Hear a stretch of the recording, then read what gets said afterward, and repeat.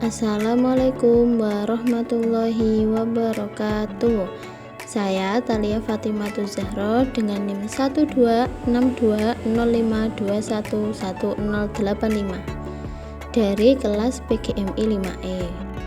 Model media interaktif dalam pembelajaran IPS MI atau SD yang diampu oleh Ibu Maftuha MPDI. Materi yang akan kita bahas adalah urgensi penggunaan multimedia interaktif dalam pembelajaran IPS MI atau SD. Dan yang kedua yaitu peran multimedia interaktif dalam pembelajaran IPS MI atau SD.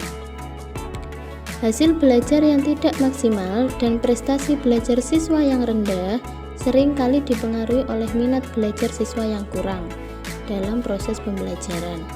Minat belajar siswa yang rendah tersebut sering disebabkan karena penyampaian guru yang masih menggunakan sistem pengajaran konvensional dan cenderung tidak berlangsungnya sistem komunikasi dua arah dalam pembelajaran. Urgensi penggunaan multimedia interaktif dalam pembelajaran IPS MI atau SD. Secara etimologi, media berasal dari bahasa Latin medium, yang berarti perantara atau pengantar. Media merupakan sarana penyalur pesan atau informasi belajar yang hendak disampaikan oleh sumber pesan kepada sasaran atau penerima pesan tersebut. Penggunaan media pengajaran dapat membantu pencapaian keberhasilan belajar.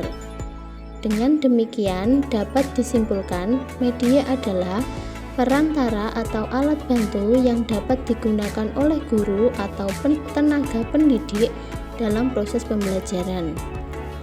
Keberadaan media berguna dalam proses penyampaian pesan dari sumber pesan kepada penerima pesan. Urgensi media dalam proses pembelajaran mempunyai fungsi sebagai berikut. Yang pertama, memperjelas penyajian pesan agar tidak terlalu bersifat verbalitas, sehingga mempermudah siswa dalam memahami pesan yang disampaikan. Yang kedua, mengatasi keterbatasan ruang waktu dan daya indera. Yang ketiga, menarik minat perhatian siswa dalam proses pembelajaran. Yang keempat, menimbulkan gairah belajar siswa. Yang kelima, memungkinkan terjadinya interaksi yang lebih langsung antara anak didik dengan lingkungan dan kenyataan. Yang keenam, memungkinkan anak didik belajar sendiri menurut kemampuan dan minatnya. Yang ketujuh, mempersamakan pengalaman dan persepsi antar siswa dalam menerima pesan.